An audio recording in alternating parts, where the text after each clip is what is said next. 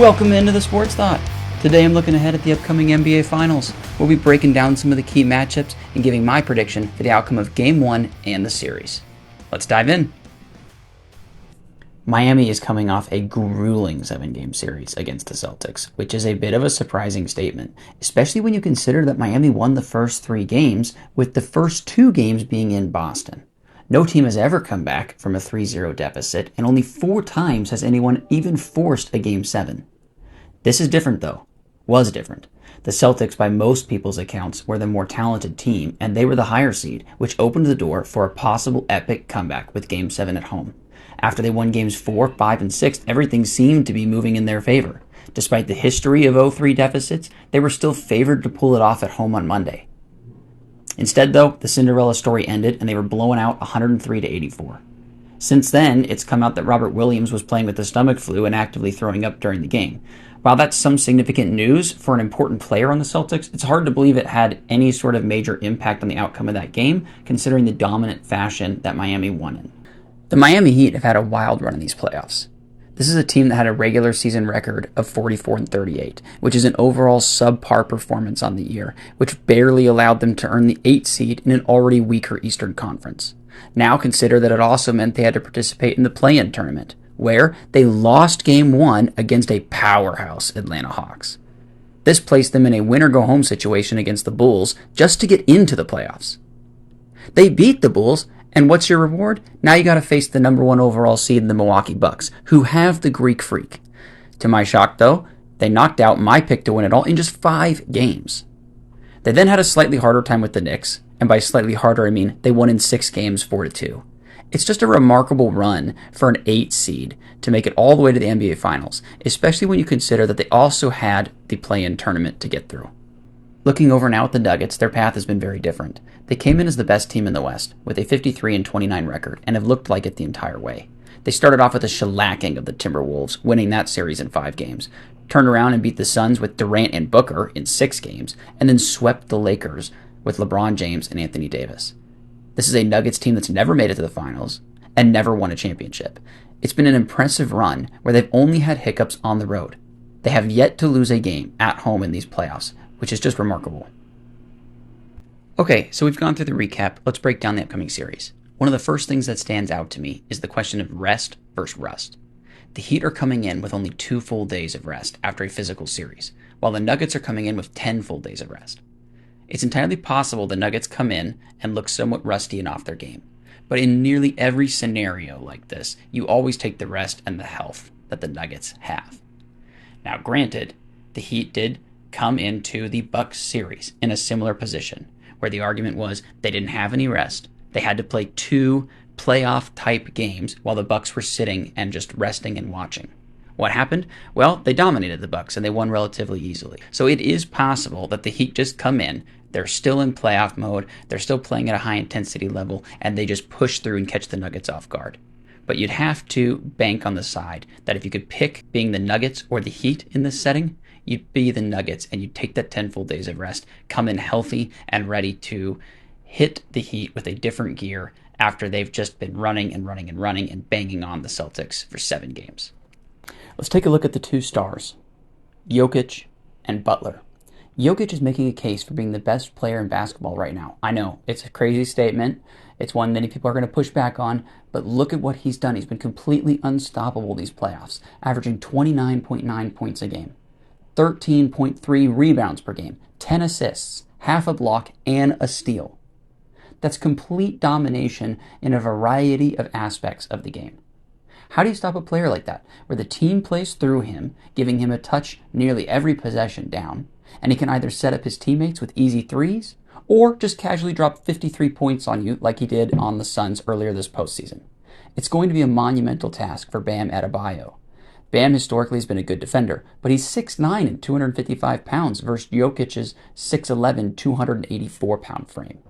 I'm not sure anyone can stop Joker right now, especially someone giving up 2 inches at 30 pounds. But if Bam can just bother him, knocking down his efficiency, or wearing him out over the course of a series or the course of a game, the Heat will have a chance. On the Heat side, Jimmy Butler will have to play like an elite star, or they are doomed. The Heat have no chance in this series if they do not have a top 2 player in the series. Jimmy Butler may not be able to keep up with Jokic, but he'll have to outperform Jamal Murray. Given how Jimmy Butler has played, that might seem like a given, but Jamal Murray has been playing very well and has shown throughout the playoffs at times that he can play at an elite star level and outplay an opponent's star. In addition, Jimmy Butler also showed that he was human in the second half of the Celtics series, where it looked like the length of the Celtics really bothered him. The Celtics were able to block 9 of his shots in the series. And now he's got to go up against a good defender with size and length in Aaron Gordon. Yes, Jimmy Butler's 6'7", 230 pounds, and he'd be going up against Aaron Gordon, who's only 6'8" and 220 pounds. But Aaron Gordon has a 7-foot wingspan. That 7-foot wingspan is exactly what seemed to bother Kevin Durant. And Kevin Durant, in my opinion, is a much better player than Jimmy Butler. This matchup is going to be key because Jimmy Butler cannot be slowed down. He has to be a primary weapon for the Heat, and he's got to be largely unstoppable. In my opinion, I think Aaron Gordon's size and length is going to be an issue, and it is going to make it so that Jimmy Butler is not consistent enough to carry that team for long stretches. You always hope you'll get consistent performances from stars, which means frequently close matchups are decided by which role players step up.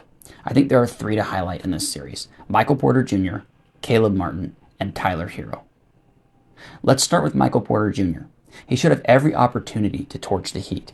In the Eastern Conference Finals, the Heat made the decision to start Caleb Martin over Kevin Love. I expect they'll continue that decision forward into the NBA Finals, given how well Caleb Martin has played. If they do, he'll likely be the defender on Porter Jr. This is concerning for the Heat because Caleb Martin is 6'6", while Porter Jr. is 6'10". Given how Porter Jr. loves to pull up and shoot from deep, he should have a clear line of sight anytime he wants it against the smaller defender. Now let's say the Heat decide to roll with Kevin Love for the additional size, as Kevin Love is 6'8" and heavier. The issue here is Kevin Love at age 34 is too slow to keep up with Porter Jr. All that said, the big issue with Porter Jr. throughout his career has been his consistency, and at times he can be forgotten about in the general flow and scheme of the Denver offense. I don't think the Nuggets need him to perform very well to win the series, but if Michael Porter Jr. can take advantage of his mismatches, this is going to be a very quick series. What will help offset this, though, is the continued elevation of Caleb Martin's game. During the regular season, he averaged only 9.6 points per game. That jumped all the way to 19.3 in the Eastern Conference Finals. The Heat don't have the most dynamic offense, and at times struggle to find scoring outside of Jimmy Butler. Caleb Martin being a more reliable, consistent scorer and a ball handler really changes the look on this team and makes them considerably more dangerous. The last player to highlight is Tyler Herro. We still don't have a concrete idea of if and when we'll see him in the finals. What we do know, though, is he averaged 20.1 points per game in the regular season, has the ability to get hot for multiple games, and will be a huge addition to this Heat team by giving them another scorer and ball handler to take the pressure off Butler and Adebayo.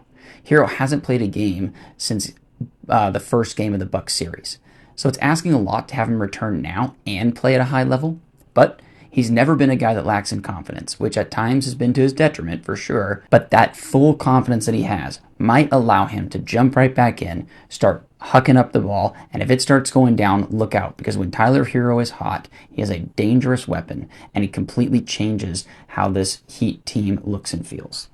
One last area we'll touch on before jumping into the odds, and my prediction is the three-point shooting. In the playoffs, the Nuggets are shooting the three at a 38.6% clip, and the Heat are shooting it at a 39% clip. The NBA has changed to where it's very difficult to win if you aren't able to remain competitive from three. It's a simple game of math, but you are going to struggle if you are allowing them 3 points and only getting 0 to 2 points when you have the ball. You don't necessarily have to shoot a ton of threes, but you must shoot it at a decent clip, otherwise you're just going to get blown out. Both teams have shooters, but both teams rely on a lot of these threes coming from role players, which makes this much more unpredictable. This very well could be a deciding factor. If one team is able to shoot at a significantly higher clip than the other, odds are they will be your champion. The Nuggets are 8.5-point favorites in Game 1 and a minus 425 in the series. This means if you were to simply bet the Nuggets are the NBA champions, you'd have to wager $425 to win $100. That's obviously way too steep of a price to pay. It's probably fairly obvious from what's already been discussed, but I really like the Nuggets here. On top of everything already discussed, these two teams have faced off 6 times since 2021, and the Nuggets have won all 6 games. If I were to make a bet, I'd be looking at the series spread and betting the Nuggets minus 1.5 games at minus 175, meaning the Nuggets have to close the series out in 6 games or less, and meaning that a $175 bet would win you $100. There's just too many ways the Nuggets can win. I can't see the Heat being able to match up effectively over the course of the series and believe the Joker will continue his dominant run on the way to becoming a first-time champion and Finals MVP. Thank you for watching. If you liked what I put out, please like and subscribe.